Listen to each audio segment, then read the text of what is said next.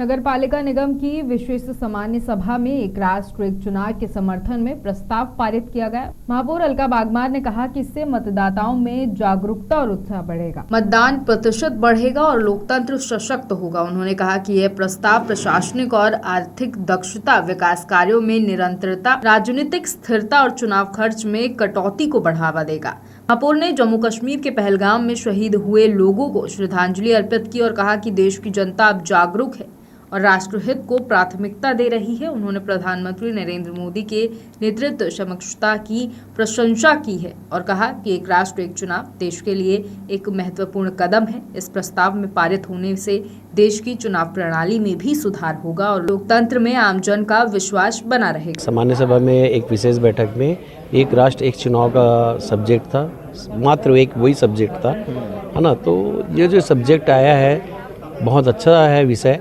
क्यों? क्योंकि यदि आप देखेंगे छत्तीसगढ़ में भी यदि चुनाव होता है, पहले विधानसभा होता है, फिर लोकसभा होता है, फिर नगरीय प्रशासन होता है, फिर जिला पंचायत चुनाव होता है, पंचायतें चुनाव होते हैं, तो 2 साल 1.5 साल जो समय लगता है उसमें जनता कितनी तकलीफ पाती है। क्योंकि अधिकारी तो रहते नहीं टेबल में, कभी वो मतदाता सूची की तैयारी में लग जाते हैं तो कभी कुछ करके, तो जनता का काम होता ही नहीं। 1.5 साल 2 साल आप देखेंगे कि आज भी विधानसभा चुनाव हुआ है, 1.5 साल हो गया, सिर्फ चुनाव में कट गया। विधायकों का समय काल सिर्फ 1.5 साल चुनाव में, अब जो 3 साल 2.5 साल बचता है उसी में वो काम कर पाते हैं। तो ऐसे में अगर एक बार चुनाव होगा तो विकास की गति दिखेगी। दूसरी बात, जीडीपी जो है इसका ग्रोथ बढ़ जाएगा, जीडीपी का ग्रोथ बढ़ जाएगा। तीसरी बात, जो लाखों करोड़ों रुपए खर्चे होते हैं वो कम हो जाएंगे। चौथी बात, आप देखेंगे कि विधानसभा लोकसभा ये जो चुनाव होते हैं उसमें वोटिंग परसेंट 68%, 70% रहती है, ये जाएगी 90% अगर एक वोट एक चुनाव होगा तो। नहीं, आप देखोगे कि आप पहले ग्रामीण में देखो, पंच का शुरुआत जिला पंचायत का होता है, पंच का होता है, जनपद का होता है, सब तो चुनाव होते हैं, वो भी तो होते हैं ना चुनाव, वो तो साक्षात है। आप देखेंगे कि ये चुनाव होते हैं जब, वो क्यों नहीं हो सकते? जल्दी करेगी, जिस हिसाब से तैयारी चल रही है उस हिसाब से लगता है कि आने वाला चुनाव ऐसे ही होगा। कांग्रेस ने कभी देश का भलाई चाहा है? कांग्रेस का काम है सिर्फ विरोध करना। हमारे देश के माननीय प्रधानमंत्री नरेंद्र मोदी जी ने देश के हित में सोचता है, देश हित में बहुत बड़ा काम किया है। 370 हटाया है, भगवान राम जी का मंदिर को कईयों वर्ष से ये कांग्रेसियों के कार्यकाल में ये विवादित था, जिसको आज राम मंदिर बना करके दिखा दिया। आज देश में एक चुनाव, एक देश एक चुनाव जो आज इसने प्रस्ताव लाया है, हम सब मिलकर के इस प्रस्ताव को, हमारे पार्टी ने, हमारे निर्दलीय साथियों ने आज उसका समर्थन किए हैं। एक देश एक चुनाव होने से हमारे बहुत से प्रशासनिक जो तंत्र लगता है, वो प्रशासनिक तंत्र का जो खर्चा आता है, गाड़ी से लेकर के, खाना पीना से लेकर, आने जाने से लेकर के, ये सब चीज़ बढ़ेंगे। देश में हर 3 माह 4 महीना के अंदर में कहीं ना कहीं देश में एक चुनाव होता है, जिसमें पूरा प्रशासनिक तंत्र लगाया जाता है। ये सब चीज़ का बचत होगा। उसी तरह हमारे मतदाता भाई भी बहुत फिर से कन्फ्यूजन में रहते हैं। उनका कई जगह एक ही व्यक्ति का कई जगह वोटर लिस्ट में नाम रहता है, गांव में रहता है, शहर में रहता है, वो कन्फ्यूजन हो जाता है। मेरा रिश्तेदार खड़ा है, मैं उसको वोट देने जाऊं कि मेरा शहर में है, मेरा साथी है, उनको वोट दूं, तो घूम घूम कर वोट देते। कई लोग वोट दे ही नहीं पाते।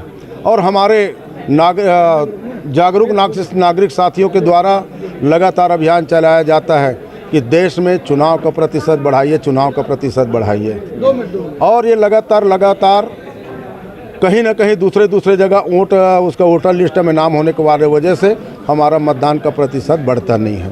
तो एक देश एक राष्ट्र एक चुनाव होने से हमारे देश का अर्थव्यवस्था भी बचेगा, प्रशासनिक तंत्र बचेगा। कई बार से आचार संहिता लगने की वजह से हमारे बहुत से काम रुक जाता है, जो इमरजेंसी होता है, ऐसे काम से बचत होगा। ये एक राष्ट्र एक चुनाव जो है हम सब के लिए सराहनीय है। हम देश के प्रधानमंत्री जी को बहुत बहुत बधाई देते हैं। देखिए, नेता प्रतिपक्ष ने अभी तक अपना पक्ष हमारे मुखिया के पास रखा ही नहीं है। हमारे मुखिया के पास अपना पक्ष रखते, हमारे मुखिया चाहे उसको देते ना देते वो बात की बात है, लेकिन हमारे नेता प्रतिपक्ष का काम है हमारे मुखिया की बात, इस बात को रखना चाहिए। देखिए, एक राष्ट्र एक चुनाव की जो अवधारणा है उसमें बहुत सारी विसंगतियाँ हैं। संवैधानिक दृष्टिकोण से भी ये बहुत गलत है। हमारे नेता राहुल गांधी हमेशा कहते हैं कि भारतीय जनता पार्टी संविधान कुछ से छेड़छाड़ करती है, उसका ये जीता जागता उदाहरण है। सरकार कह रही है कि पैसे बचेंगे, समय बचेगा, स्कूल के बच्चों का नुकसान नहीं होगा, तो फिर ये सब बातें। आप देखिए पूरे देश में 543 लोकसभा सीट है, पूरे देश में राज्य से अपना विधानसभा जो सीट है 4123। आप लोकसभा चुनाव कराते हैं तो 7-8 चरणों में कराते हैं, और विधानसभा चुनाव होंगे तो क्या ये चुनाव लगातार 6 महीने तक चलते रहेगा? ये नहीं होना चाहिए, ये बिल्कुल नहीं होना चाहिए। ये यानी एक संविधान के खिलाफ में है। ये जो हो रहा है संविधान के खिलाफ संविधान संवैधानिक है ही नहीं। ये लोग लोकतंत्र की बात करते हैं, मैं रोजाना ही बैठूंगा 11 से 12। ये लोग लोकतंत्र की बात कर रहे हैं, अभी आज ही आपने देखा एक राष्ट्र एक चुनाव, लोकतंत्र की बात कर रहे हैं, बड़ी बड़ी बातें कर रहे हैं, और नेता प्रतिपक्ष के रूम को देने के भी इनको आनाकानी कर रहे हैं। तक मैं तो अपनी जनता की आवाज़ के लिए बैठा हूँ, मैं जनता के कामों के लिए यहाँ पे आया नगर निगम में बैठा हूँ। विपक्ष का नेता होने के नाते जनता अगर सत्ता पक्ष के पास जाती है और उनसे काम नहीं होता तो जनता विपक्ष के पास आती है, और विपक्ष की जिम्मेदारी है कि उसका मदद करना, काम करना। की कमी जनप्रतिनिधियों के बीच में एक इंजीनियर को बैठाल के रखें और एक को पूरा कबाड़ में बदल दिए हैं। हाँ, ये जो सही है कि प्रावधान में नहीं है, एक्ट में नहीं है, लेकिन सैद्धांतिक रूप से पूरे 13 नगर निगम में, 14 नगर निगम है, 13 नगर निगम में नेता प्रतिपक्ष को चेम्बर दिया गया है। एक नेता प्रतिपक्ष का चेम्बर सिर्फ दुर्ग नगर निगम में नहीं दिया।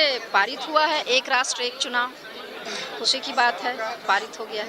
नहीं है तभी तो बहुमत से पारित हुआ, वरना सर्वसम्मति से पारित होता।